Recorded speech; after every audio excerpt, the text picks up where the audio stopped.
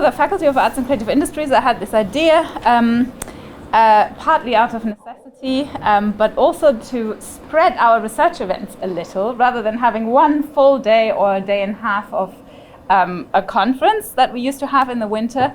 I thought it might be nice to have a series of research events, and that are also curated by our postgraduate researchers. And Tsitsi had been nagging me for a while, like, let's do something around creative writing, etc., etc. And I think finally she found the time, actually, post-Viva, to organize something. Mm-hmm. And this is also in view of trying to open up our events. It's a sort of a small beginning to people beyond Middlesex University, so we can build on that as well. But yeah, big thank you to Tsitsi, and also to Alex and Edward, right? Alex, what was dealing with the son? Daniel. Oh no, but somebody told me earlier who was that. There's Ed is over there. There you go. Sorry, I haven't met you, but thank you. And I'm going to hand over to Tsitsi, who will then probably hand over to David, from what I understand. Okay. Thanks. Hi, everyone. I did have a kind of a formal speech here, but then seeing everyone sitting here, I think I'll try and tone it down a bit to suit the occasion. I just wanted to say that normally with our conferences and our presentations, we tend to invite only people from ACI, but we've spread out across the disciplines this time because we want to enrich our dialogue about writing across cultures and about working with different individuals.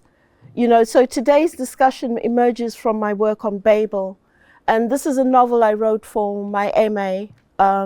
We're only required to write half of it, but I finished it, and it was published last year in September. And it's a novel that exposes not merely London's demographic complexity, but more critically the epistemological spaces between communities. So it was based loosely on the Grenfell Tower fire.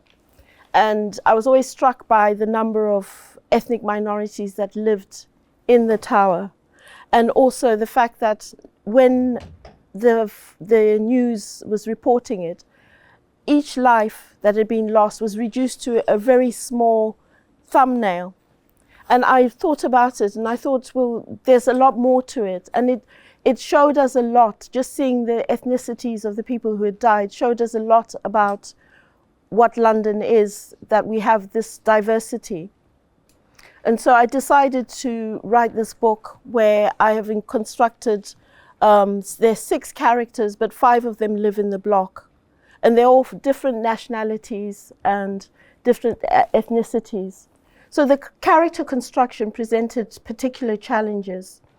I mean, how does one authentically render the consciousness of a 20-something-year-old working class white male, or a Spanish immigrant, or an Irish pensioner, without succumbing to those reductive representations of cultural essentialism? This challenge extends beyond literary concerns into the realm of social epistemology. How we construct, interpret, and validate knowledge about each other is really important. And so while we're gathered here in a social creative space with practitioners who navigate these waters daily, the implications of cross-cultural narrative construction resonate across all disciplines. Our quotidian interactions are predicated upon stories we construct about those around us, stories that inform policy formation, pedagogical approaches, and interpersonal engagement. These narratives can either bridge or reinforce social distances. So today's discussion aims to deconstruct these narrative processes, examining how seemingly benign categorizations, for example, mistaking a Taiwanese for identity for Chinese, overlooking the specific needs of visually impaired participants in discourse, assuming social mobility negates structural barriers for ethnic minority students, or the microaggressions inherent in treating racialized features as subjects of curiosity. These reflect deeper assumptions about identity and difference. Our panel will explore these themes through practical lenses. We'll begin with an immersive visual presentation, a video in other words, followed by a reading from Babel. One of our panelists has prepared a brief video exposition of their work, after which we'll engage in structured dialogue before opening the floor to what I hope will be a robust exchange with all of you. So the formal proceedings will conclude with a book signing, but I encourage you to join us afterwards at the Greyhound Pump, where we can continue these very critical conversations in a more informal setting, a glass in hand. Thank you for your attention, and let us begin with our opening presentation.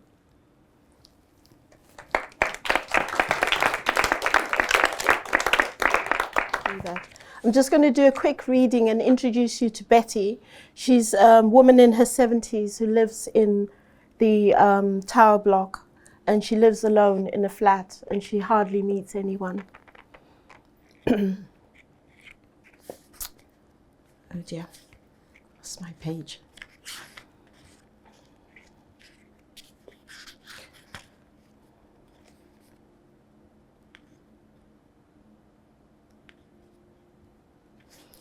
If the nurse doesn't come today, I'll cut these bandages off myself. If I just shuffle, I can be in the bathroom in a few minutes. Oh, how? The wee won't wait. I'll shuffle just a little faster. I'll just wait here a few minutes. Get my breathing right. When I get back, I'll use my inhaler. The nurse said, no more than 2 breaths. She'd said it in that condescending manner. Who does she think she's talking to like that? It's my lungs, so I'll bloody well take more breaths if I want to. Now where's the bloody thing? 3, 4. Oh, doctors, sometimes I get tired of the telly, like now. But what else can I do? Can't make my own clothes, no more. If someone could just come round and thread the needle on the machine. Thing is, hang on, is that the intercom? I must ask them to increase the volume on that. I can only just hear it when I've got the telly on. Better hurry. Hello?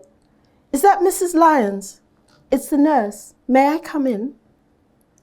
I'll just buzz her in. Thank God I made it in time. That's it. She should be in by now. I'll try and make it back before she gets here. Come in. It's open. Not seen this blonde one before. If she'd just taken a little time to get dressed properly and lose a little weight, she'd be something to look at. Still, I suppose she doesn't need beauty to be a good nurse. Never knew blonde people could have brown eyes, and such tiny ones at that. Maybe she's a bottle blonde. You look a bit flustered, nurse. You all right? Just get my breath back. Can we turn the TV off for a minute? I nod. That's better now. I can hear you. Peppermint breath. Lift not working? No, I always use the stairs. My name is Jo. I'm the respiratory nurse. I've come to see you about your COPD. May I call you Betty? Oh, the breathing nurse. Yes, everyone calls me Betty. Miss Lyons is too formal in your own living room. Find somewhere to sit. The respiratory nurse, out of breath. How have you been? We haven't seen you for at least 3 months. I was going to call, but I thought I'd pop round instead. I'm glad to see you, but I usually get my Afro nurse. She's the one that looks after me. I suppose she'll expect me to open my blouse and let the draft in. Oh God, that stethoscope is cold. And how are you coping with life in general, she asks. You look as though you could use some help with a few things. No, I don't need no carers. I can manage myself. My daughter takes care of all of that. I'm just waiting for her to call. When did you last speak to your daughter? Do they train them to snoop around your house like that? So what if I haven't done my housework? I'm the one who has to live here. Should I tell her it's none of your bleeding business? But I can't be rude. No one will come round if I give her what for. Before she went on holiday, She's ever such a good girl. I know she asked me something else, but I can't remember what it was. What about a cup of tea? I ask her. Maybe she'll offer to make me one. I can't stop, but I can make you one if you like. That's the one. No sugar. She might even do a little washing up for me. I wonder whether to trouble her with my bed. Here you go. I'll call the district nurse to come and see about your legs. I'd like to stop longer, but I have to see 3 more patients before lunchtime. Maybe I'll ask the district nurse when she comes. This one seems a bit posh. Oh, but that was kind of you to drop in. Will the district nurse come today? I'll ask them to come as soon as possible. Bye, Betty. It was nice to see you. Well, at least I got a piping hot cup of tea out of her. Not very chatty, though. My Harry used to come home round about this time. We'd have soup and a roll together. Then we'd have a tumble in the bedroom. At about 4 o'clock, he'd peel the potatoes or whatever, and I'd come in and cook our tea. What's it all for? I mean, you do all these things, only to end up sitting in a chair all day long watching telly. Oh, Harry, why'd you have to leave? Now I'm just waiting to die, all on my own. I'm screaming now and throw the mug at the wall, making sure to miss the television. There's a crack as the cup hits the wall. It gulps and burps. Next thing, there's splashes of warm brown liquid on the wall. Then the cup slides down to the carpet in 2 halves that leave thick trails behind it. It lands on the rug with a small bounce. The stain looks like a shadow. That's the loneliest moment. Me and Harry's just like 2 halves of the cup. The messy life and half-forgotten memories left trailing behind us, except I'm still here, remembering, all on my own. I fall into a deep sleep. Something wakes me up. Hello, I shout towards the door, but no one answers. I scramble to the passage. My bladder's full again. What do I do first, toilet or intercom? Eeny, meeny, miny, mo. The intercom wins. Hello, hello. There's silence. I'm wishing Meeny Mo had landed on the toilet. I feel the warm liquid as it trickles down. The bandages will suck it up, so I won't have to worry about the floor. I hope they don't smell. That's what you get for falling asleep. Bleeding people won't bleeding wait. I find myself in the bathroom with a pair of the nurse's scissors. I start with the pants. I flick them into the basin and sit down on the toilet seat, wondering where to start. Then I hear it, the faint tapping on the door. Before I can answer, someone tries the door handle. The bathroom doors open.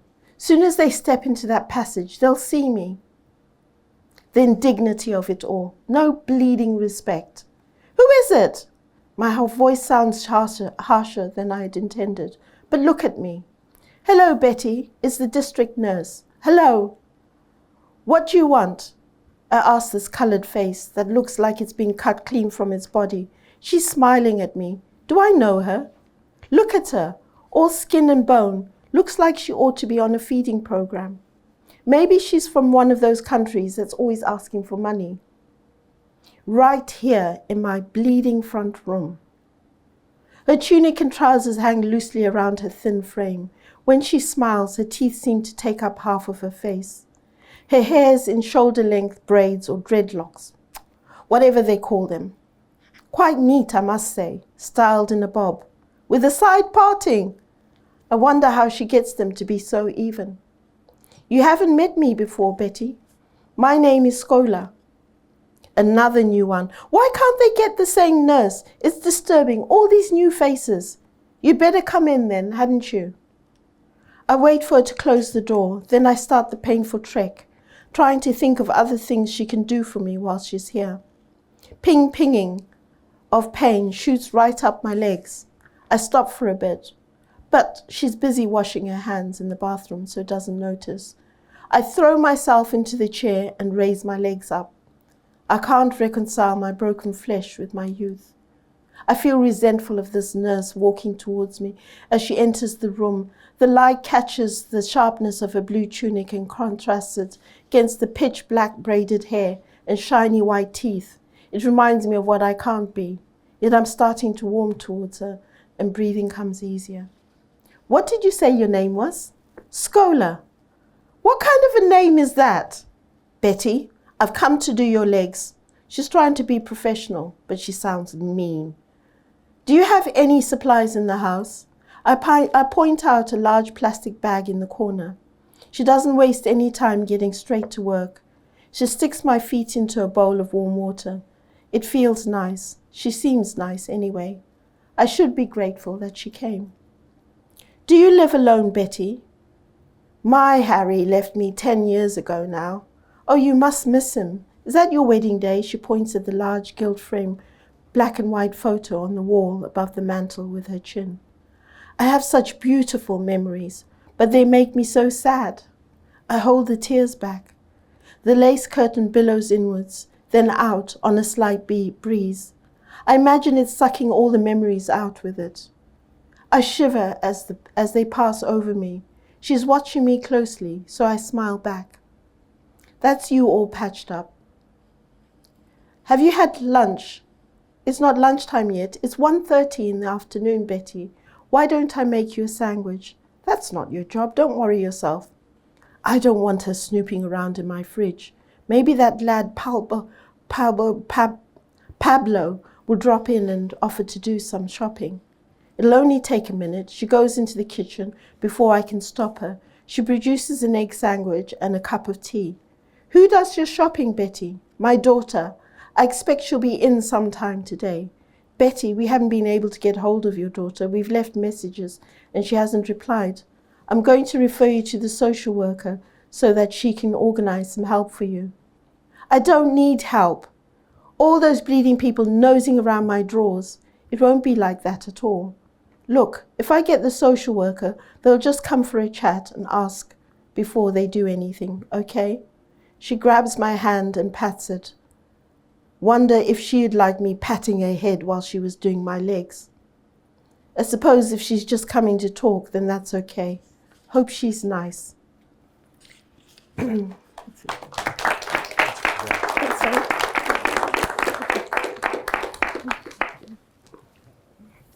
Well, good afternoon.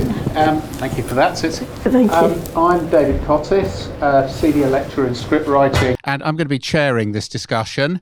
It feels a little bit like Alcoholics Anonymous in this circle, but I'm sure we'll manage it. Okay, I believe you.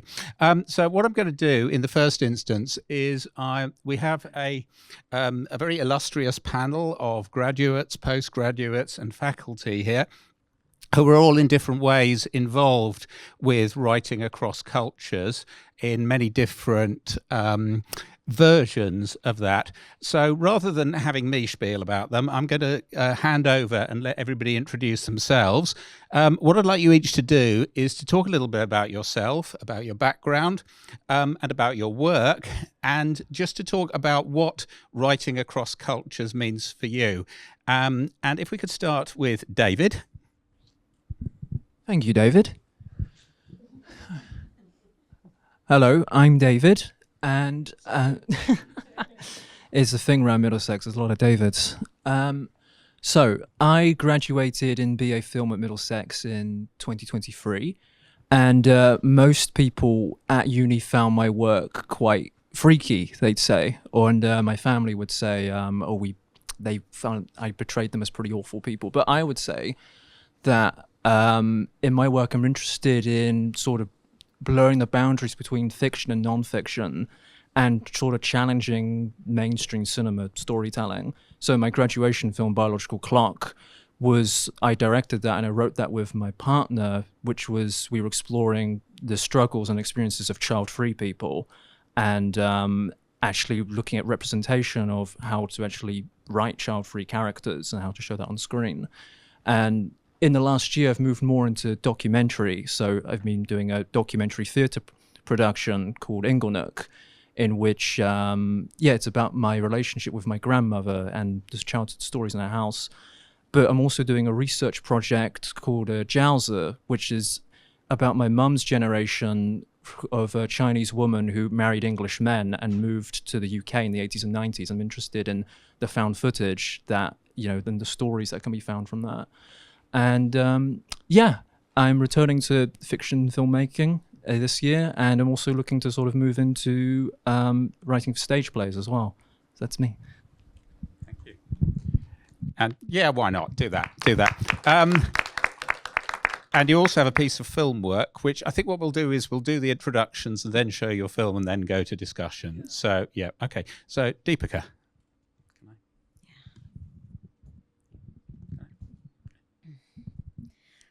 Hi, I'm Deepika. I am a PhD student in creative writing. Just recently submitted and completed my viva. I would identify as an author of post-colonial cross-cultural detective fiction, where my main character is a blind female Indian, and she works within India and collaborates with the London Metropolitan Police when it's required. And travels between India and the UK. So my research examines how Asians or dark-skinned Indians, or rather Asians and dark-skinned Indians, women and people with disabilities have been negatively stereotyped and presented in both Western and Indian detective fiction, and after identifying the gaps in both the Western and Indian detective fiction, I created or wrote a collection of short stories featuring this blind female Indian detective as the protagonist, to fill the gap that I identified in this particular genre, and created my own subgenre of detective fiction, which I would like to call post-colonial cross-cultural detective fiction, wherein it examines the interplay of skin color, gender, and disability.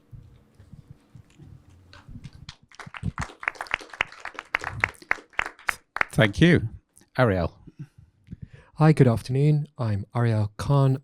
Like David, I'm an academic here. I'm a novelist. I run the BA in creative writing and journalism, and I'm the director of programs for that program and for theatre. So I work with wonderful colleagues here, and I've had the privilege of experiencing the work of some of the other people on the panel, apart from those called David.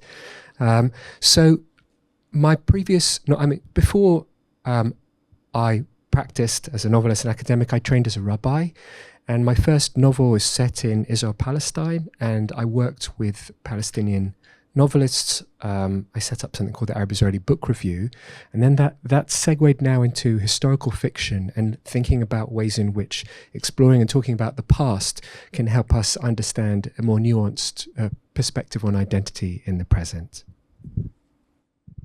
Thank you very much. And finally, Tsitsi. I didn't think I needed to introduce myself. Yes. No, that's a bit vain. Okay, I'm Tsitsi Tsopotsa.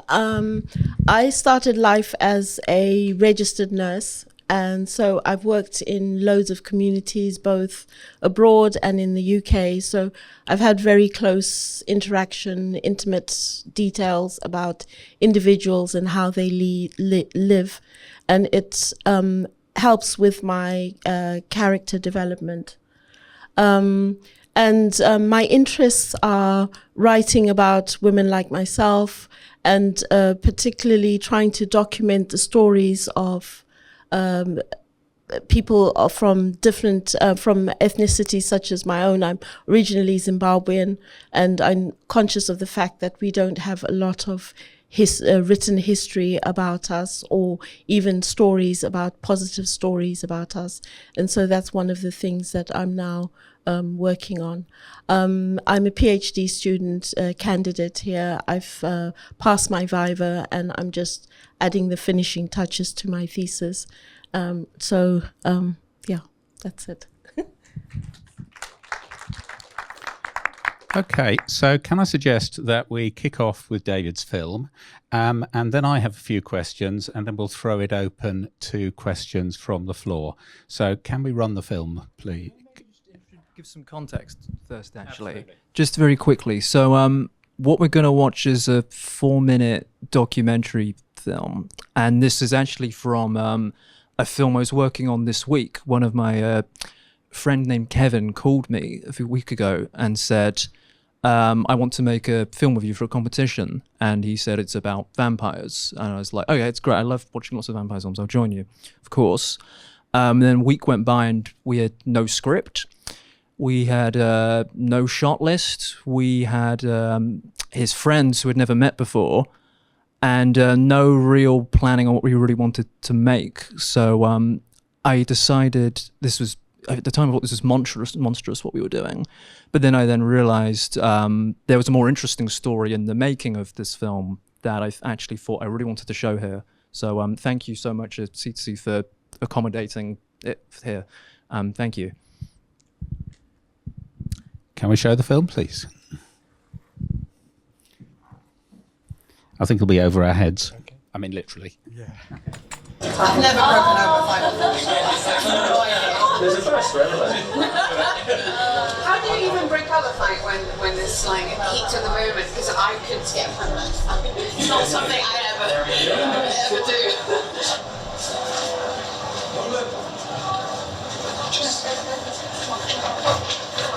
No, don't do that. You know, have you seen them in the movie Pull Up? Yeah. Maggie, you know her vibe there?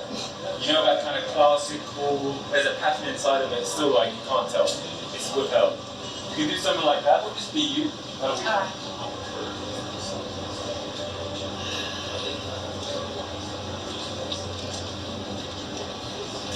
Alright, I'll do it again.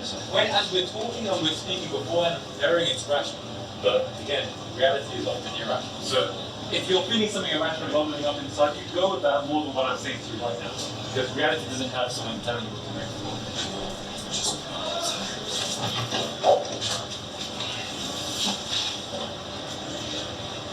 Get up.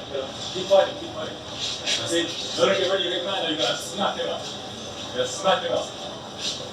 Okay.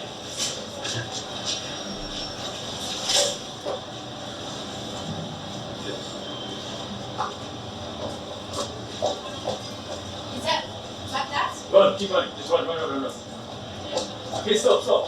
Come back. No, just run. Just run. Okay, go left. Go left. No, go right. Left. Right, left. No, right. Go, left. Yeah. No, you did it right. I was trying to confuse you on purpose. I'm going to follow with her and bind her. Okay, you just look up. No, you just keep it. What you're doing is you're just staying in the mode. I can't disrupt this ground. Just staying there. You're staying there, and the only thing that's gonna go at you now. But then you sit back down. Yeah. Yeah. So after I'm gonna convince you to the place. when I class and I say something good, just imagine it's in your head. That's really hard to do.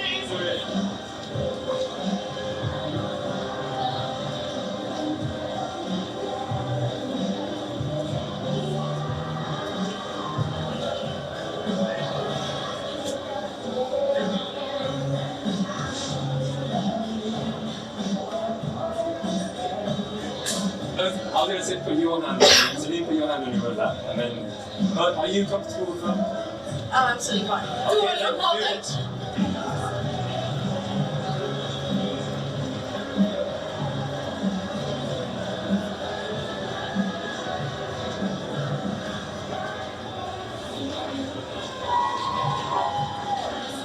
Now whisper, where are you?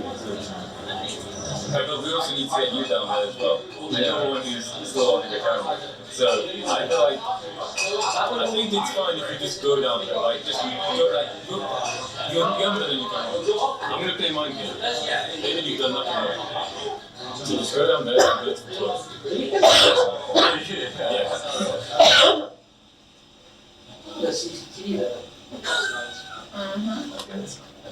So, This film is about love. it is, but, what's love about loss? Because love doesn't loss really. Yeah. What is loss without Love. feeling? It's a loss. Because if you didn't feel something about it, then you wouldn't know that it was lost. Sorry guys, we are closing in 2 seconds, so Okay, as quick as humanly possible. Oh, thank you.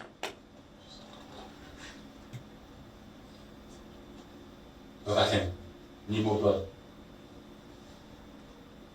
And by the way, everybody, just relish it. You know, you're thirsty. This is how you stay alive. But you also get flavor. Am I supposed to sign? Thirsty.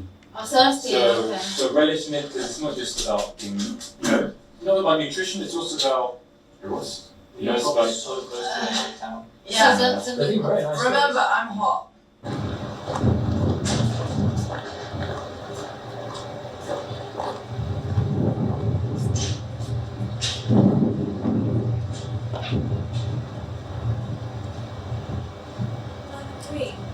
Why?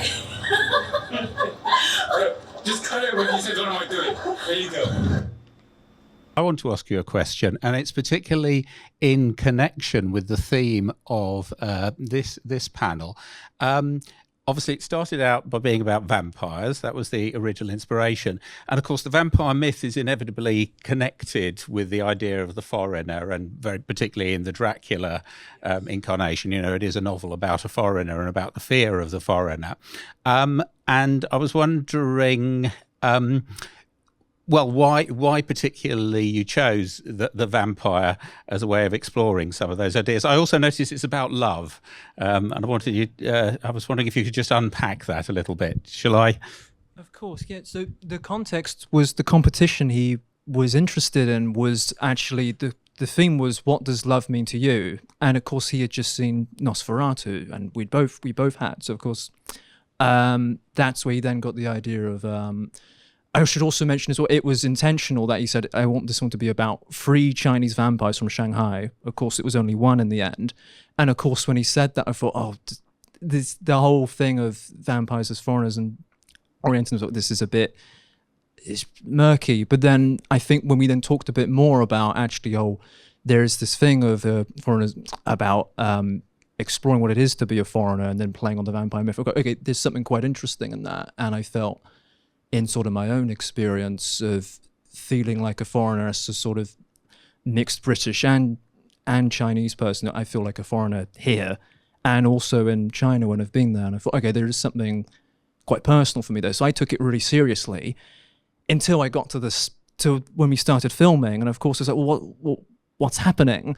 The whole thing was sort of lost in the whole context was sort of lost. And then when we then actually edited the film, we actually finished this a few days ago. We edited it all in 4 hours in Westminster Library, and we looked at it and we thought, this is really Orientalist, this film. And Kevin said, well, it's not that I was trying to objectify these women. It's, I'm fascinated by Chinese women. And then he said, well, that's what Orientalism is. So I thought, I just thought looking actually at the thing that we'd been filming from this context, I think makes it more interesting from a cultural perspective than actually what we were planning in a way, if that makes sense. No, that makes a lot of sense. Does anybody on the panel or elsewhere have any questions for David about or any comments about this film? Yeah. The question was, will it be uploaded anywhere where you can watch it? I mean, is this referring to Kevin's film or my one that I'm working on? Both. Well, the actual film is finished, yes, actually. We should probably upload it somewhere, but it was uploaded to the competition. That one's it's a really interesting thing, actually, because I feel like it plays out like a really strange silent film, and despite the fact nothing's going on, it's quite an interesting, it's interesting. Where it be at my one, I'm not sure when that'll be ready. I'm really planning to hopefully work with him again, because the last time we spoke, he said, I'm hoping to do it more, what did he say? I'm hoping to be more organized this time and write scripts and things. And I think I tried to encourage him. No, it's more fun if you make things up on the spot, actually. It's much more interesting this way. So, yes, and I need more people to actually film him behind the camera as well, because, it's quite interesting. He was actually moving me about whilst I was filming and things like that. It was, yeah. I noticed there was a question over there. Do we just have the one microphone? So, okay, I can do this. Yeah, thanks very much. I really liked that clip. Could you say a bit more about what you're trying to achieve with this blurring of the or this investigation of the boundary between fact and fiction, which seems to me to also be really in this fragment to play a really big role. It's that interests me. Hold that thought. Thanks, David. I think in this case, what's really interesting for me is that, because I've played around with it a lot before with sort of my own kind of found footage with the things my parents have shot, whereas this is quite different. This is actually on the actual making of a film. But in particular, in that we were really trying quite hard, not that we were trying hard, but we had this sort of idea of, what we're going to explore, identity and sort of national identity, and then in the mixture of this myth of the foreigner. But then I think by blurring the sort of lines here, I think Kevin's film, when I watched it, we both agreed that this was not what we had planned, basically. But then when you then watch it in this context with actually all of the making that had gone in, and the fact that all of his friends are all really interesting people, they're all sort of different people around London, and they're all quite similar to me in that we've all got sort of mixed backgrounds. And they literally hadn't met each other before. They were literally doing this on the spot, and Kevin was doing things. We're gonna go to the toilet in this pub, and then you're gonna be bitten on the floor, and then we're gonna film that, and then all of us sort of just went along with it. I think I think there's just something really interesting there that I think by reframing it this way, I think there's actually a more sort of culturally, how do I say it? I think it's sort of more culturally sort of, I'm losing the words, but I think it's more progressive this way and actually seeing the people involved and actually the input they're putting in, rather than when you look at it in the actual film where it's just, you just see their takes and it's very rigid and of course very awkward. And while that's interesting, I think there's just more to learn from it this way. Yeah.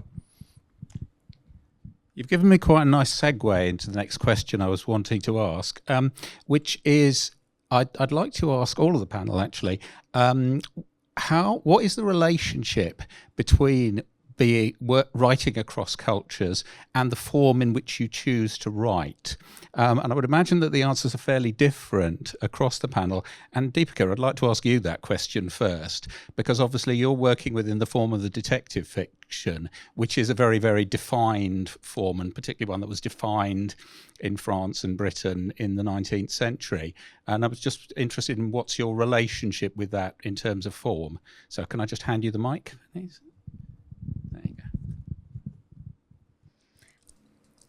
So first of all, detective fiction allows me to examine all the social inequalities that I wanted to examine across both cultures or rather across both the Indian and British cultures. And it also allowed me to examine the multiple layers of oppression that I am examining. So that's why I chose that particular form to write my cross-cultural fiction, if you will. And the other relationship is that it allows me to examine who has been marginalized, the criminal or the victim.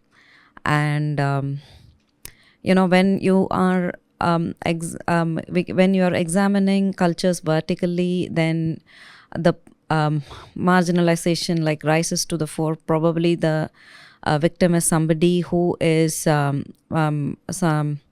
who is living on the margins of society. For example, somebody who has been marginalized based on caste in India or ethnicity in Britain. And the criminal may be somebody who is forming the top layer of society. So I felt that detective fiction allows me to examine both the inequalities in society as well as who has been marginalized. And do you see yourself as working to some extent against the tradition? Because we were discussing this while people came in, and you mentioned you were interested in writing about detectives with disabilities, and I made the mistake of mentioning Max Carados, who is a visually impaired detective that Ernest Bramah wrote about in the 19th century. And from the way you reacted, I got the impression that you think of yourself as working against that tradition rather than within it. I personally feel Max Carados and Daredevil are caricatures of disability with their supernatural abilities. Like Max Carados can, identify where his adversaries are by hearing their heartbeats. I don't think anybody has that kind of supernatural hearing in the normal sense of the word. Nor for that matter, Daredevil, who can read fine print by just, with his fingers, just passing over the newspapers. So those are caricatures of disability. I wanted to normalize disability. It's not so much as working against something as to normalize what has been caricatured and othered. Sorry, did you want to say some more there? You had the air of somebody who was about to say something else. Yeah, carry on. So, Michael Cohen once said that both the, detective fiction tends to other both the criminal and the victim as somebody, who is on the fringes of society. They gives them some eccentricity or some strange behavioral traits that will just set them apart from the other characters in the story. I wanted to normalize both the detective and the criminal. So I'm not exactly working against the structure. I am trying to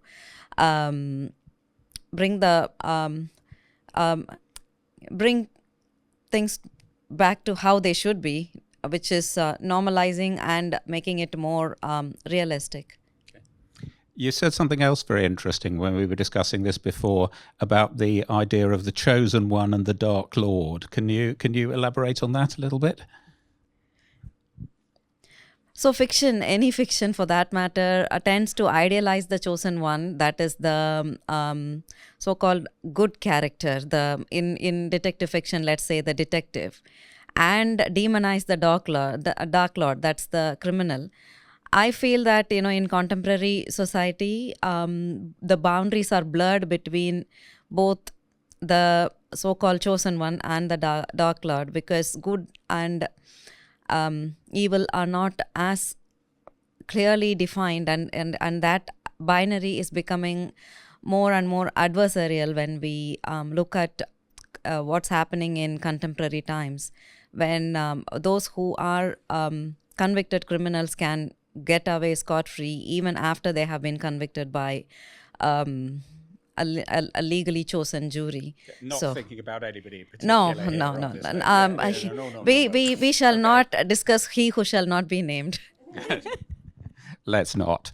Okay, Ariel, what do you think is the relationship between writing across cultures and the form in which you choose to write? Thanks, David.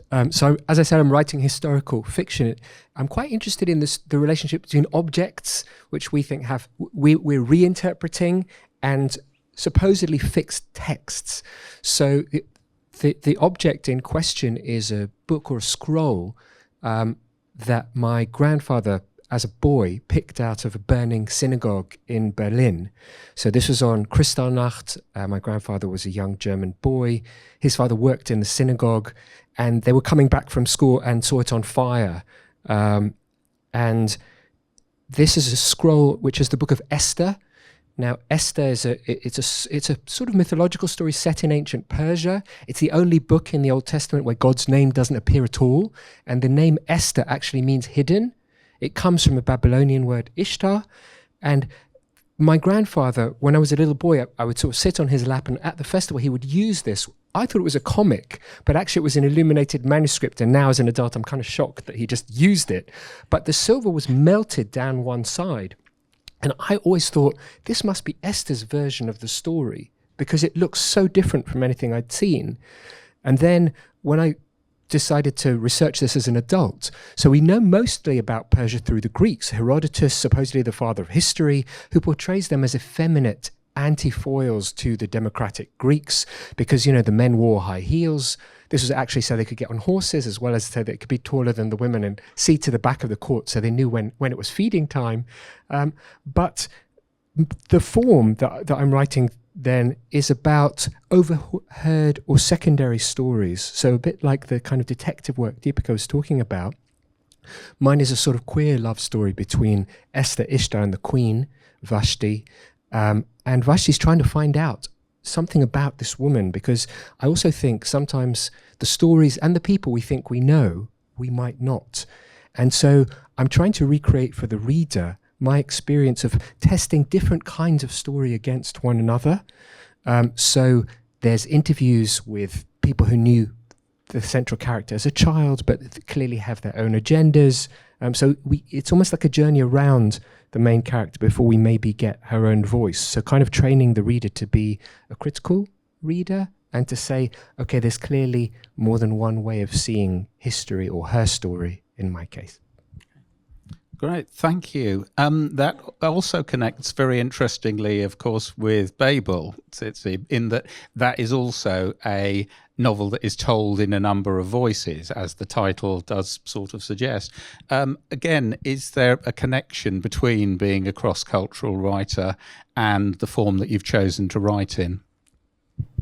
Thank you. Well, I think maybe because of my beginnings, like I said, I started off as a nurse and I worked a lot in communities, and also subsequent programs that I worked on and working with communities. So I tend to look at the social environment rather than I'd like to talk about that.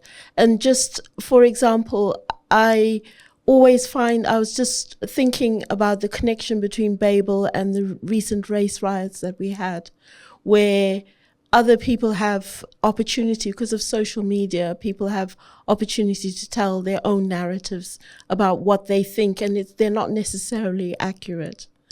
And Babel, I think, talks back to that, because it identifies different characters in that live in London, possible characters, and tries to draw out how those interrelationships work or don't work, as is the case. And I think a lot of the time they don't work because there are a number of reasons. We have two African women who don't get along. They do initially get along, but eventually they clash a lot. And I think when you look at people from colonial backgrounds, there's always a pressure to assimilate. So there's always that clash between who assimilates better than, who perceives themselves to have assimilated more than the other. So there are those clashes. And there are also those myths about individuals that they don't know or don't understand the practices of. And I just wanted to bring in as many different nationalities. I think for those who haven't read the book, there's an Irish pensioner, there's the Betty, who I read earlier, an elderly English lady, she's a pensioner, and we've got a Nigerian woman, a Zimbabwean woman, of course, and a Spanish guy, and another, and his Brazilian girlfriend. So I've done that because that's really how London is.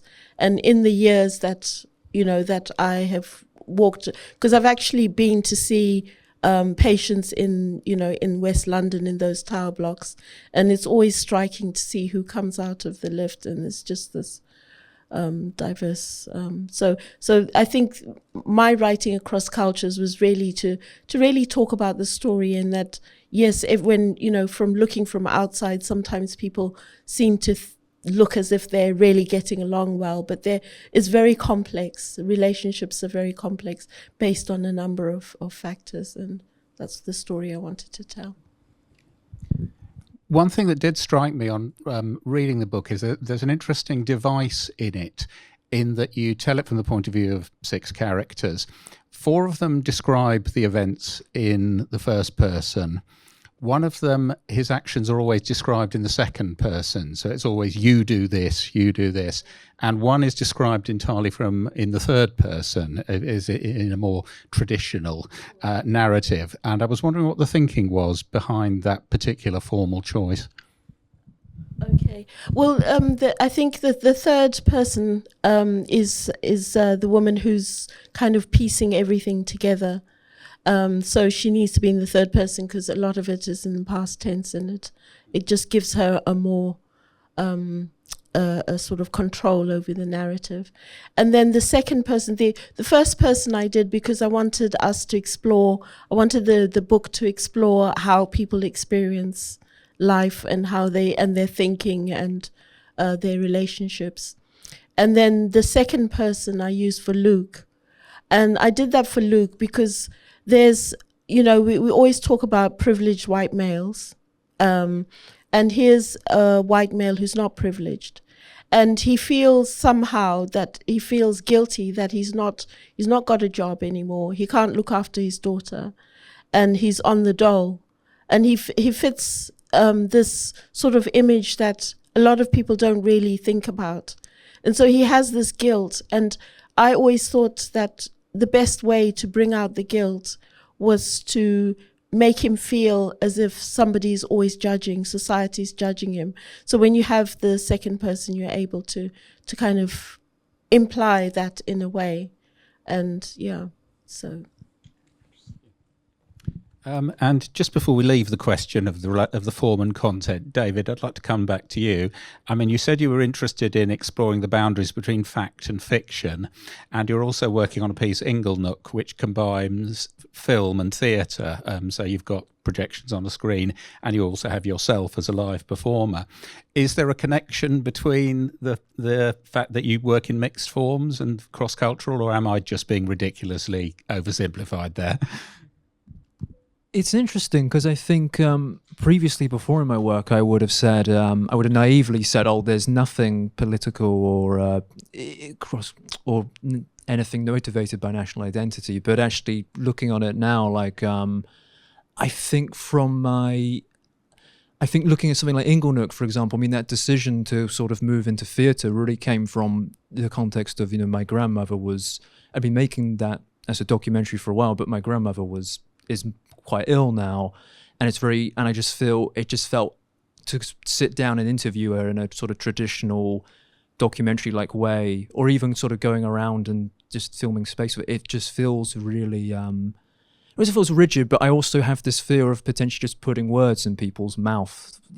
That's a thing that often happens in filming. So I just sort of felt compelled that actually by putting myself there in part of the theatre, I sort of make myself vulnerable in a way, and I felt that was sort of the only way to actually continue making it in that way.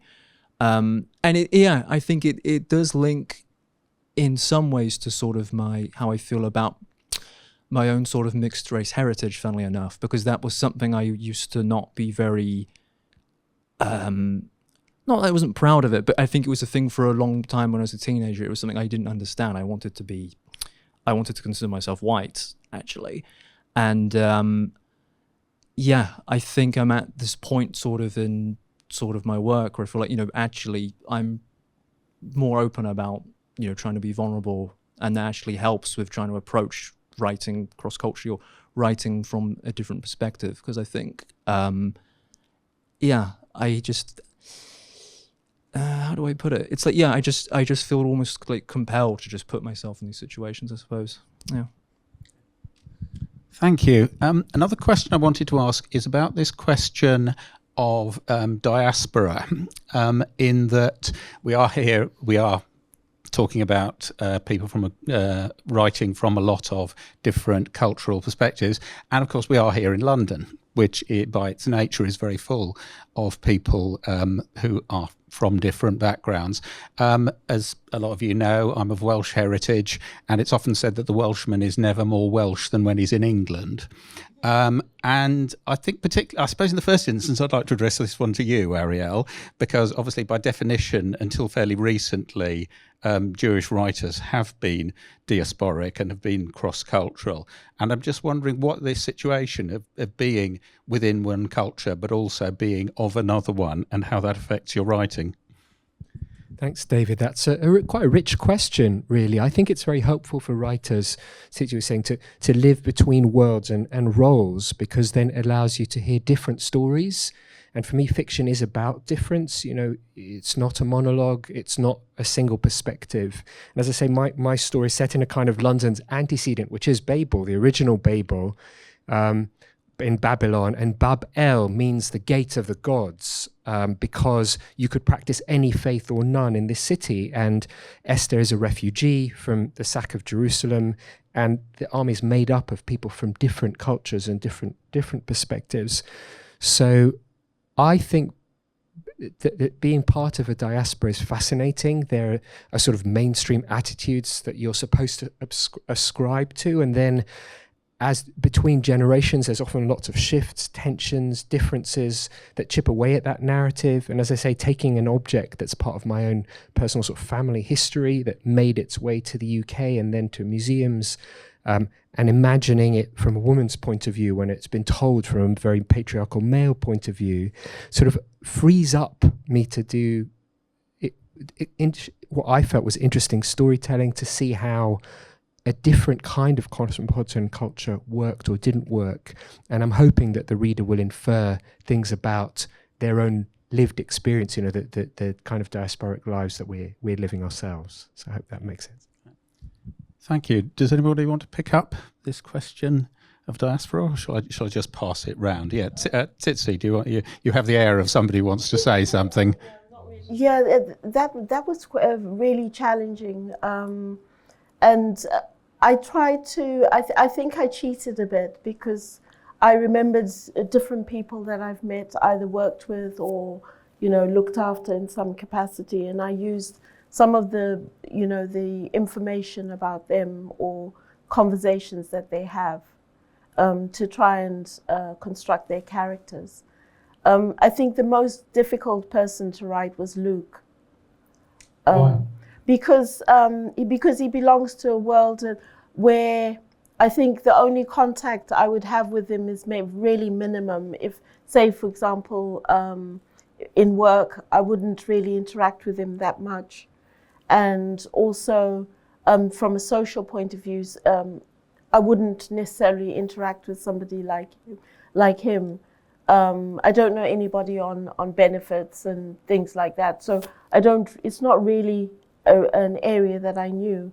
So I had to do a lot of research, and I was really conscious. And I remember during my master's, when at one of the milestones, the feedback I got was that they thought that I was objectifying Luke in some way, or I was disadvantaging him in some way. And I found that very interesting. And the reason they said that was that his chapters seemed, at that point, they seemed a lot shorter than everyone else's.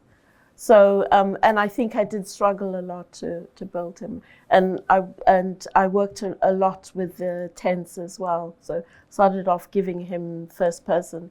And I honestly found that it was really difficult to think in terms of first person for this, for white male. But however, having said that, for my PhD novel, I have 2 white males, and I've been very confident about constructing their characters, because we're very clear about the roles that they have to play. Well, I suppose the obvious question is, what has changed in between the 2 novels? Why are you more confident with writing these 2 characters than you were with Luke? Okay, this novel that I'm writing now is a historical novel. It's set in Zimbabwe at the end of the 19th century. And it's the story of a Zimbabwean woman who's navigating this colonialism and missionaries coming into Zimbabwe, into that area. And so their roles were very clear. And I'm writing back against the narratives that they wrote about African Black African women. And so it's very, I think it's very clear what that experience is. And I also sort of know a lot of the history from that area, of things that happened. And so it makes it difficult, it makes it much easier to construct those two characters. Thank you. Deepika, you've talked about the way in which white, temporarily able-bodied writers have written about non-white characters and characters with disabilities and the stereotypes and caricatures, I think was the word you used. How have you avoided that yourself in writing about characters who are from a different background to your own? Yeah. I base a lot of my characters on people whom I have met. I am in that. One advantage I have of being an Indian is that, I come from a multicultural country, and the Indian subcontinent at large is even more multicultural, and different people from different states and parts of the country interact with me in different ways, and it helps me to understand, people and where they are coming from by the way they interact. So that helps in creating the characters. And as far as creating a white male character who is operating in the UK is concerned, that character is again based on someone I have come to know in recent times. So, it's all like, fiction based on real life characters, you can say. So that's how I sort of avoided caricaturing or othering the characters who are not similar to myself. And as writers, when we write about someone who's other than us, we are automatically writing from another perspective. So that, I think, the experience is enriched when we take the time to study the characters that we are working on. And I also undertook a lot of research as to how people from different regions of India would react, for example. And I modeled the white character in my short stories on the speech and mannerisms of people I have met, white males I have met in the UK. So that's how I avoided that particular pitfall. Thank you. And getting back to the question that I asked Ariel, does being a writer outside your own cultural context, does that inform your writing, and in what way? Could you repeat that? Sorry, yes. In what way does being a writer outside your own cultural context inform your writing? As I said, it enriches the writing, because otherwise it just becomes autobiographical fiction. If I write about my experiences or experiences similar to myself, so exploring different cultural contexts that are different from mine allows me. It sort of enriches the narrative, I believe. Thank you. David, you said you didn't fit in anywhere earlier. You've also said that you're descended from communists on both sides, in China and Scotland. Is fitting in nowhere a useful place for a writer to be? Depends, I think, it depends on the characters you're writing, I suppose. But I think in the end, for me, for example, if I talk about writing Biological Clock, I mean, that was a big step for me in a way, because that was writing not only because I am child free, but that's writing for a character that's a woman, but also a bisexual woman. And there were just a lot of the actual process of writing that I did fall into pitfalls, unfortunately. Like something I learned, which was a thing of that character was supposed to be bisexual, and then and that was something that was actually talked of the actor, and it was a big part of it. And then when we actually shot the thing, and really that whole thing dropped out. It would just completely went. And it was something I learned in a way which was when you're sort of approaching something that way, and this is when I think, in a way, seeing myself as an outsider, I think really helped my work, because then I realized, well, that's sort of my way in, and sort of, embodying what the story is about. Because it's one thing a character saying that they're queer, but it's another thing if the film itself actually embodies that. And that's something I think for my next film that I'm working on, and it's just something, it's always looking in that sense of am I sort of looking at these characters as an outsider, or am I looking, am I with them, sort of I thought about this with the vampire thing. It's the thing of with actually the thing that attracted me to Kevin's vampire film was this idea of actually we're always seeing vampires in the sense of they're the foreign threats that are coming into the West, and you always see them in these, they're looking through the windows and things. And I think something I was interested in was actually well, I'm in the perspective of I'm looking in with them, I'm outside, and of course my background and perspective is very different, but I think in a way that is quite a universal thing we all probably feel on some level. Thank you. We've got about half an hour for questions from the floor.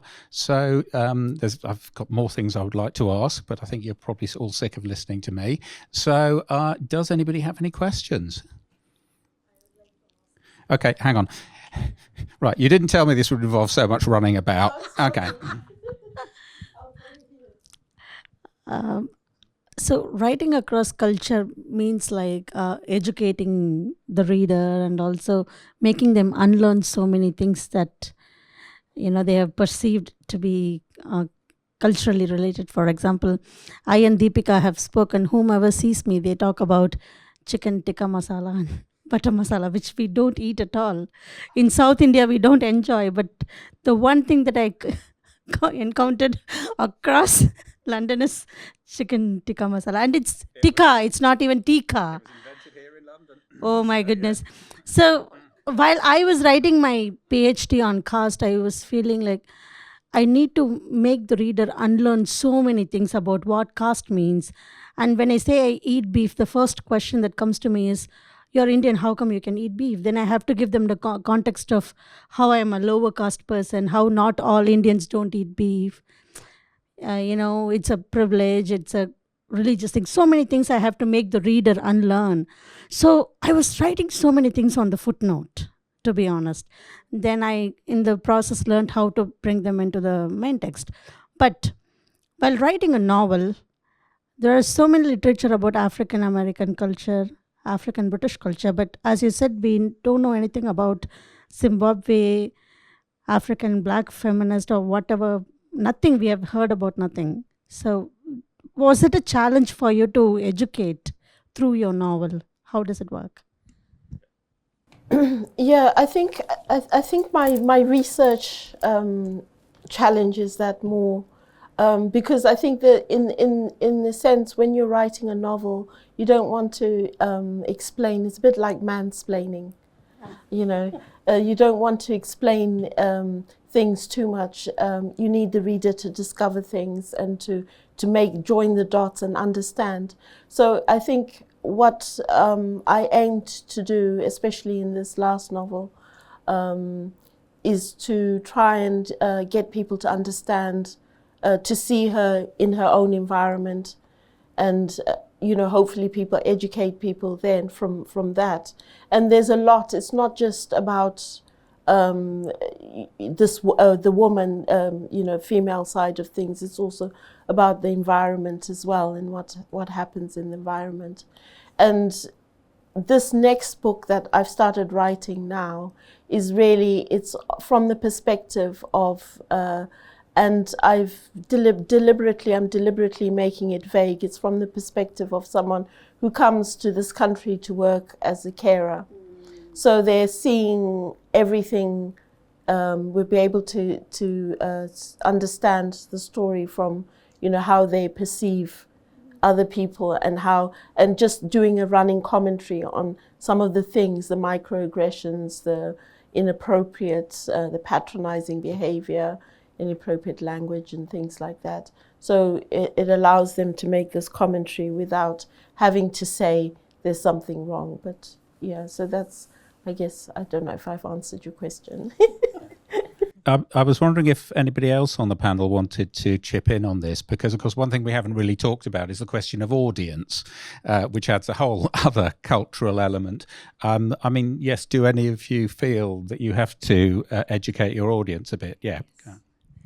So the question of unlearning and making people unlearn, I struggle with it till date, because people come to me because I have to make people unlearn all these misconceptions that they have towards, let's say, disabilities in general and blind people in particular to me. And they come up to me and I mean, I would say it's a combination of being ill-informed or you know, no, and just being behind the times. So when people come to ask, do you use Braille, which is way back, you know, which has not been used for a very long time now, you know, over a decade, then I have to explain how it all works now. And then, you know, people have, again, this misconception that when you are blind, you'd see nothing, which is not exactly true. So then again, you know, there is a lot of unlearning that I had to make people understand while writing the story. So I had put in a lot of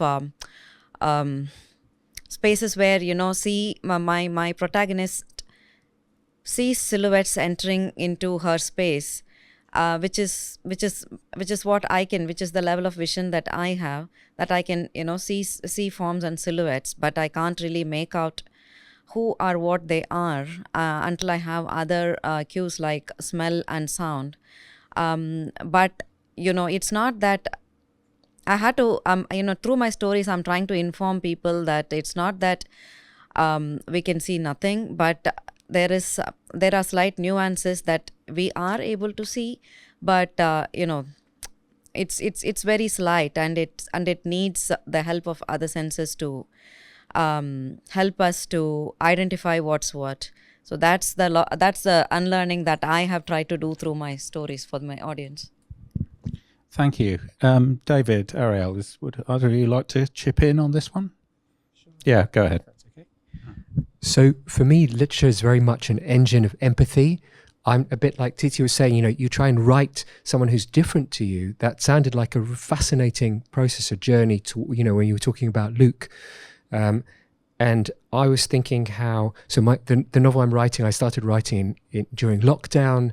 I had sort of long COVID, and we inherited sort of cats from a neighbor. So all of these things made me think about, you know, Western culture's relationship to nature, to animals, and the period that I was writing about had a completely different relationship to those things, which I found really helpful, unhierarchical. At the same time, you want people to, the audience or reader, to enjoy your writing. You know, we don't have the privilege of footnotes usually. So there's something about those gaps and spaces that Tsitsi was talking about that you leave invitingly, you know, for a viewer, for a reader, to put things together, to feel maybe more whole. So to dismantle, as you were saying, you know, perceived ideas or pre-existing ideas. But there has to be, I think, a pleasure. There has to, you know, someone's choosing to read this. They're choosing to invest time. We've got to give them something back. And it sounds like all of us are approaching our craft in a different way to enable that. So that almost, they don't realize that they're, you know, revisioning the way that they think about people who, you know, perceive the world differently or exist in the same physical space, but enter it with completely different histories or talk across generations and across media. So all of those feel like ways of inviting our readership, our audience in, so that almost you don't realize that you finish and you're changed in some way. That's my aspiration anyway. A spoonful of sugar helps the medicine go down. Absolutely. I'm not aware of there being a couple of questions over here. So I think you were first, Kurt. I'm sure you don't, but all right, go ahead. So, as some of you may know, that I was a journalist for many years, and it was only looking back on my career as a journalist that I realised that pretty much every story I did was somehow trying to help the audience negotiate difference. Even though that wasn't always the intention of the story, there was some kind of subtext in my way of working that I felt a responsibility to help people negotiate the differences in a very complex world. And I'm wondering whether as artists, as authors, whether that be on screen or in print, you also feel that the artist has a responsibility to help the audience to negotiate those differences. Because in the end, the artists are a law unto themselves. They can be extremely narcissistic, they can be worried about the dominant or reductionist narratives that they want to pursue. And I'm wondering whether, and perhaps that's something about Middlesex, that actually we're encouraging that different way of exploring difference. Okay, does anybody, Tsitsi, kick us off.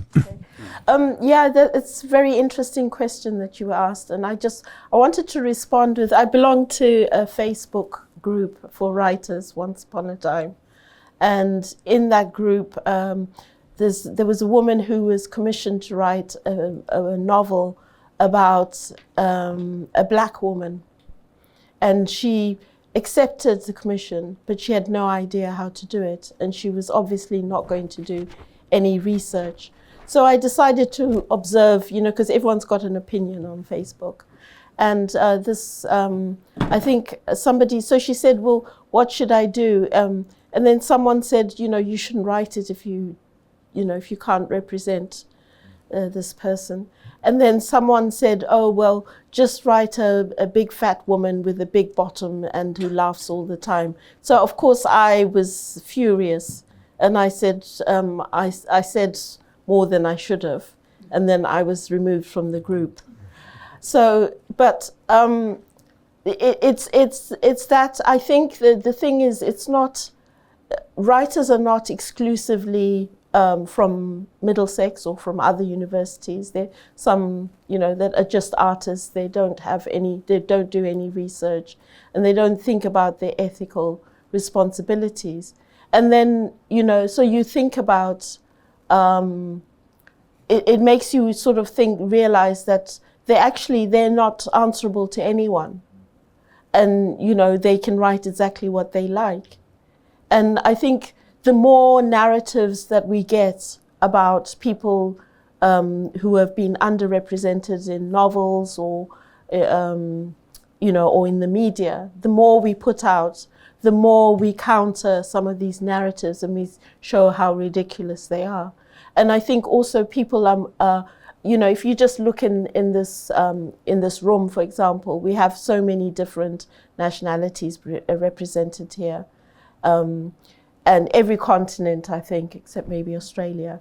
But, which means that we are now mixing more, which means that we can inform, if we open our minds, we can, we can learn from those things. And these narratives will therefore make sense to us. Does anybody else on the panel want to come in on that? Do you feel a responsibility as an artist in terms of the way that you represent, that you help people negotiate difference, I think is what Kurt said? Does anybody want to come in on that? All right, I'll take that as a no. There was another question over here. I will try and take some questions from the rest of the room, but there do seem to be a lot from this corner. Now, thank you, and thanks everybody for putting together this event and this panel. It's very interesting to know your work. It's actually a question for Tsitsi in the first place, but she's usually saying. I'm being distracted. So sorry, what did you say? Okay, so the question, and might apply also to others. So your book that I haven't read yet is there's a seemingly veiled reference to the Grenfell Tower. So there's a relationship to a real event, So I wanted to ask you, what was your approach in terms of your ethical responsibility to portray that event in one way or another? When did you feel you should, you had to be very close to reality, and when did you feel you could depart from it? And or do you think that this work in a way is separate from the reality of those events, and so has its own life story. But in general, I wanted to ask you about your ethical thinking in terms of you as writer of fiction. Writing about something which in the minds of most people would be connected to something that really existed and it really involved the real people with real experiences on that day and previous days. Okay, I think initially I did think about including maybe some characters of people who had actually lived there, and I just thought, if I had lost somebody in that fire, I wouldn't want anybody to write about them. So I decided it must be completely fiction, and it's trying to be respectful in the sense that it's showing that, these individuals that are now reduced to a little photograph on the news were actually people. They had full lives, and they lived in this tower block. And so what I'm trying to do is to get people to realize that, even though we only see a small snippet or thumbnail of somebody, we need to think deeper about that individual, that there's a whole human being behind that, and to understand some of the struggles that they have. And so at no point, and I think I wanted to talk about the fire because I wanted to loosely connect it to the fire, because I just felt there was a lot more to the story than what and as we now know from some of the reports that, there was a bit of questionable behavior from the contractors, and I at that time that's what I suspected, because it's never happened before. So I built in an element. Anyway, I don't want to tell you all the story. Go and get the book. It's okay. I'd like to do a follow-up question to that, which is that you do write about a fictionalized version of Grenfell. I also noticed that you fictionalize a lot of brand names and shops and things with it. So you have fictional versions of Tesco's and HSBC and things like that. And I was wondering what the thinking was behind that. Well, I was reading somewhere where somebody was talking about being sued by some company. Oh, fair enough.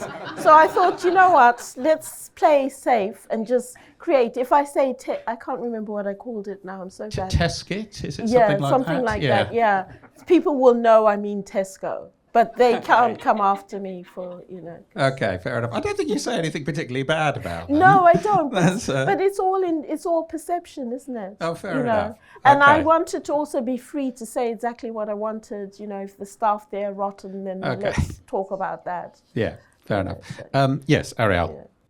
Yeah, I was actually just going to take that experience of reading an early version of that, because actually it's kind of estranging in an interesting way. It comes back to the previous question, because you're saying, well, can we look at something that we all think we know about because we've read about it in the news, it's been mediated. And I think what you do is, even in the little reading that you did earlier, you give us a new version of something because it's in these different voices, and as David was saying, you're even taking different perspectives, so you don't let the reader settle into one way of seeing things. So this idea, which I really love, of giving alternative names for places that we know, because then people begin, I know what it's again building an interesting bridge to the reader, but it goes back to also what Kurt was asking, which is like, well, how do we engage with difference? And if people, everyone thinks, oh, well, we all know, Tesco or whatever it is, and you're like, well, no, because it might be different if it's experienced by a character from a particular ethnicity or so on. So I just thought that was interesting. I'd like to pick up on this question about ethics, and I'd like to take this one to you, David, because of course you are, in Inglenook, you are making a film about a real person and a relative. And I was wondering what the sense of responsibility that you feel is there and how it affects the work. And I think I talked about this when I also did it as well. It was the thing of, the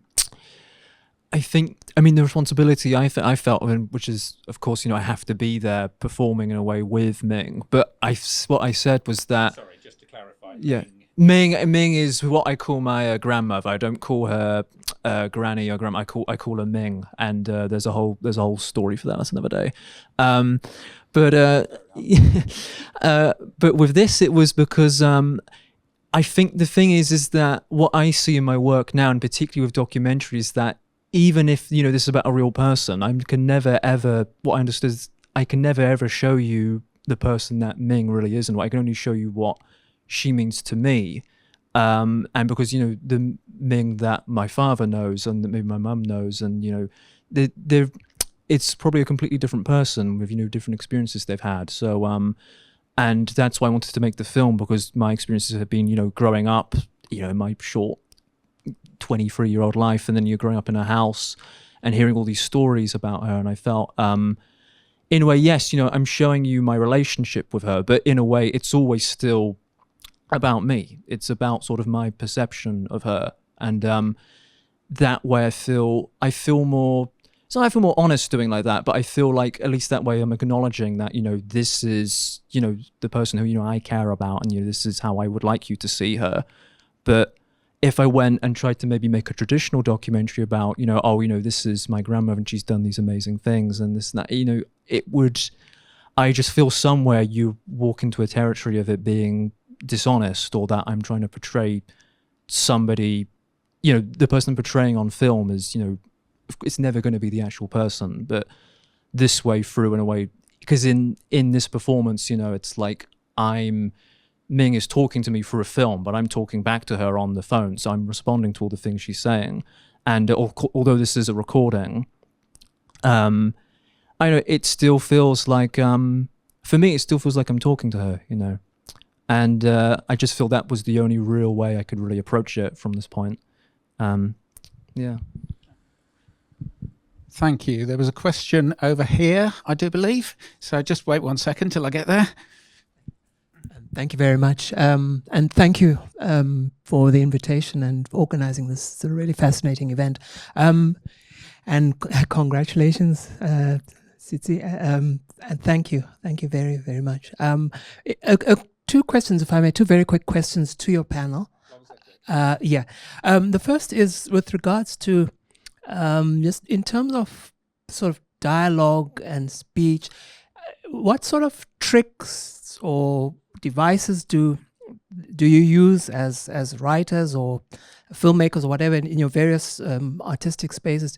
What sort of things do you use to make the dialogue, the speech feel natural, feel real to both yourselves as the writers and to your audience?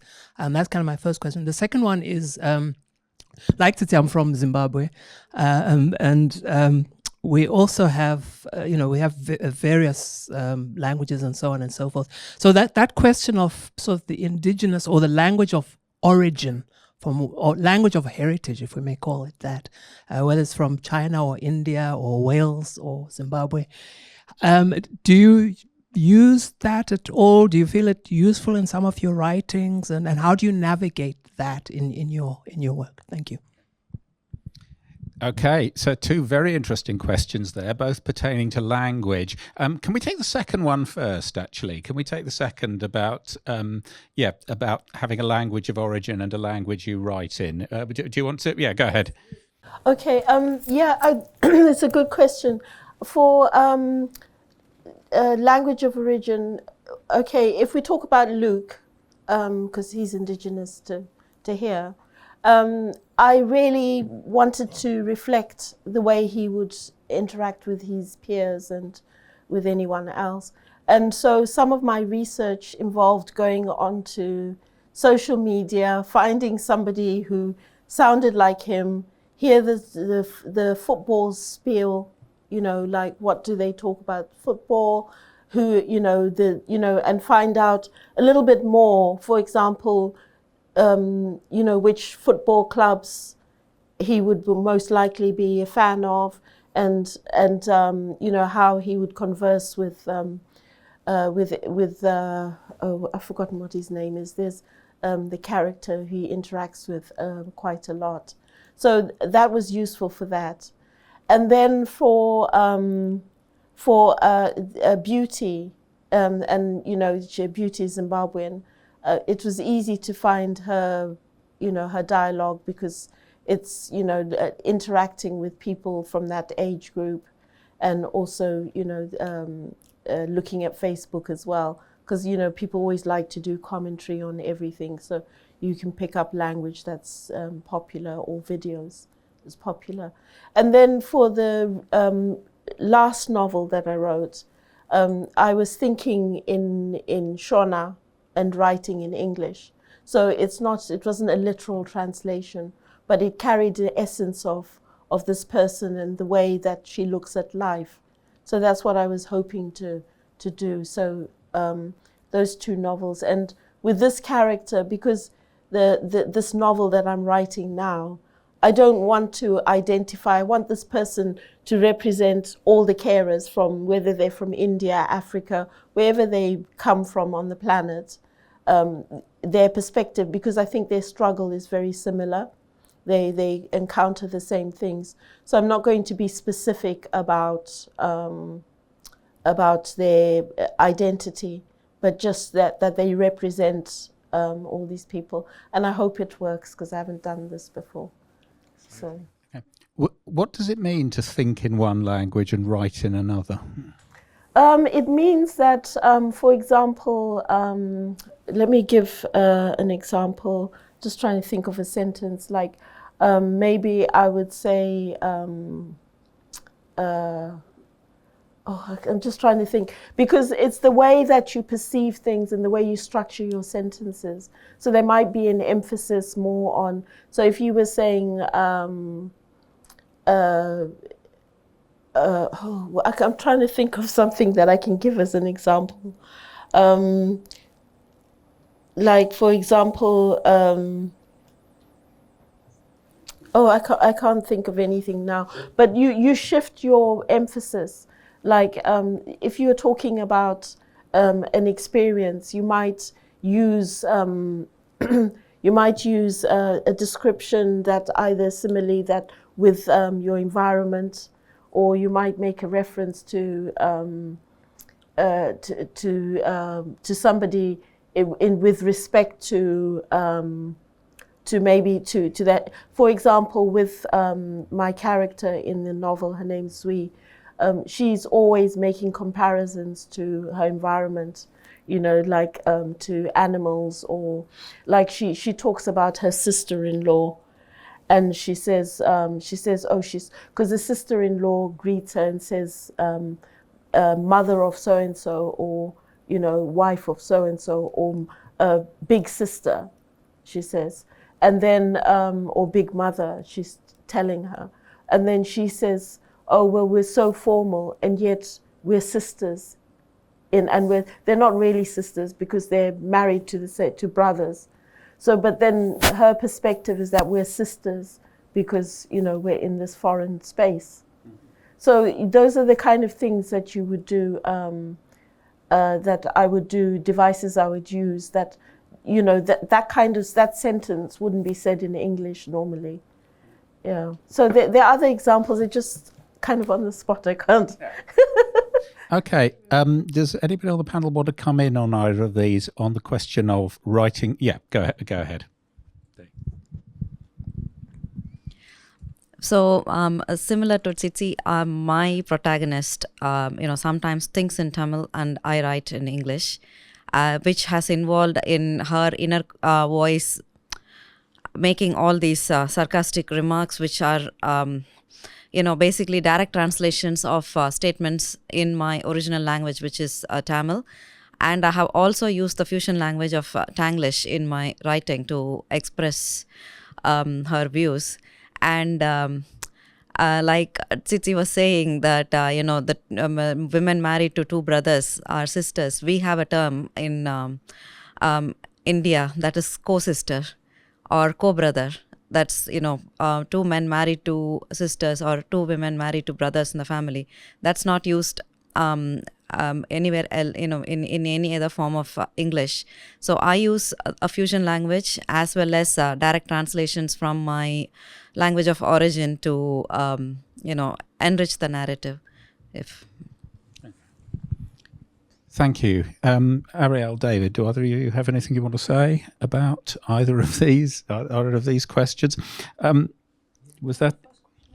The first question was about dialogue and making dialogue realistic, particularly, I mean, in the context of this panel, when for characters who are from very different backgrounds. Do you have? Yeah, go ahead.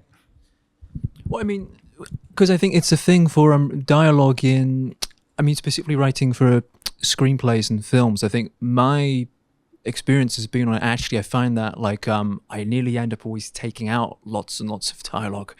And no flashbacks either. Yeah.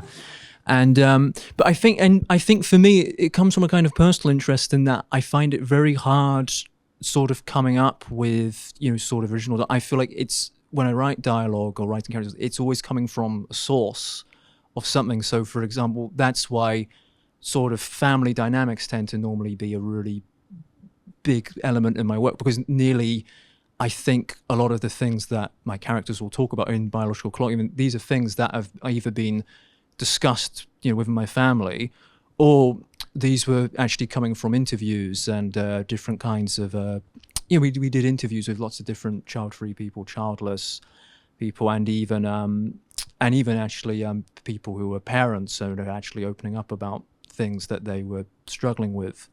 And I think that actually informed a lot of that dialogue, actually, and a lot of how characters talk. For me, it's always got to come from something. So that's sort of what's really important for me. But with my work currently now, I find myself less and less sort of reliant on dialogue in that way. I think mostly because of the things I'm interested in, particularly with me, I'm interested in this sort of transgression, I think, within people. And I think that comes from sort of my own experience of that. I've often sort of repressed things about my own identity and all that. And then these are just things I feel that, you know, you just can't often say in words. Like I said, in Biological Clock, there was a bisexual character and says, well, I'm bisexual. You know, it just doesn't play right on screen. You know, some of these are things that are, they just really are embodied physically, and actually working with actors, that's also been something that's been really useful, is that I think they get really excited when these are things that are, you know, they really have to sort of bring out, like, you know, I mean, of course, it's all still from the writing, but, you know, they almost absorb it, I think. And then sometimes just with dialogue, I think those scenes, you can get drawn into it. It's like, all right, well, this is just a bit where we talk back and forth. And yeah, not that, you know, of course, there's, you know, no use for dialogue. It's just sort of, yeah, for me, it's the source of where that's coming from. Thank you. And Ariel, and this is probably going to be the last thing, I'm conscious of the fact that it's past 6, so we should wind up fairly soon. But I would like to know how you're approaching the writing of dialogue, particularly in the context of an historical novel, and how you make a historical dialogue credible. So, okay. Yeah, so this is, I think, a real challenge. In a way, the question is really around translation, and we all exist in different levels of translation between what we think and what we say, how we hear someone who speaks in or from a different country or culture. So obviously, I'm inventing the way that these people speak, and it's partly, as you say, you know, we beg, borrow, we steal, looking at historical text and thinking that doesn't sound right.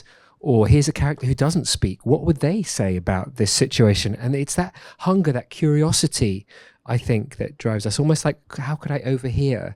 And I'm quite interested in people across class and cultural and ethnic boundaries, how they mishear often one another or misperceive. And are those comic? Are those tragic? You know, can we, and as you were saying also, you know, my first language was Hebrew, so I'm coming to English as a kind of second language, and I think that's in a way a privilege. You know, hearing what you were saying, Deepika, about, you know, Tanglish, and what you were saying about the multiple languages of Zimbabwe, and how I'm sure that makes you perceive English differently. I feel that that's a gift, that it opens up English, which we still see as, you know, with all of its colonial baggage, and tweaking it, or kind of surprise. So yeah, that's right, Dad. Just on that note about tweaking it, is you know, as part of my research, I was looking at a Zimbabwean author and how the literature changed during colonialism and how it influenced it. And in the end, what happened, I think the first level of writers was sort of very interested in copying precisely, precise English and so on. But then you got to the 1970s, and those writers were looking at, they started creating an Africanized text, which I think I've picked up in a way, where it's Africanized English, and the focus is more, it becomes very sort of Zimbabwean, and it speaks to. So I think that happens, and therefore the dialogue as well comes from that. And I was just looking at some dialogue that I wrote for Beauty, Zimbabwean Beauty, and she was talking about her flatmates, how she's going to miss them because she's moving out, and she says, "Oh, I'm going to miss." She's going to miss a certain character because he's always making funnies. So that's not something that's correct, grammatically correct, but it lets you know how she's thinking, and she's probably thinking this in Shona and expressing it. Yeah. Thank you very much. It's 6:05, so if you do have other questions, I suggest you save them for the Greyhound. It only remains for me to thank our 4 wonderful panellists. Thank you. That's the one. Okay. Tsitsi, you will be signing copies of the book? Yes, now? yes, That and is they're correct? for sale. Yeah. You don't just get to steal them. Yes. I don't just sign. You have and then to buy. she signs them. Yes. Sorry, I left that bit and out. And if you choose to buy one online, please leave a review. You don't know how much it means if you decide to get an e-book. But I've got a copy here. I can be signed when I'm famous, rich and famous. You can say, yeah, she signed my copy. So it's up to you. So thank you very much, everybody. Thank you.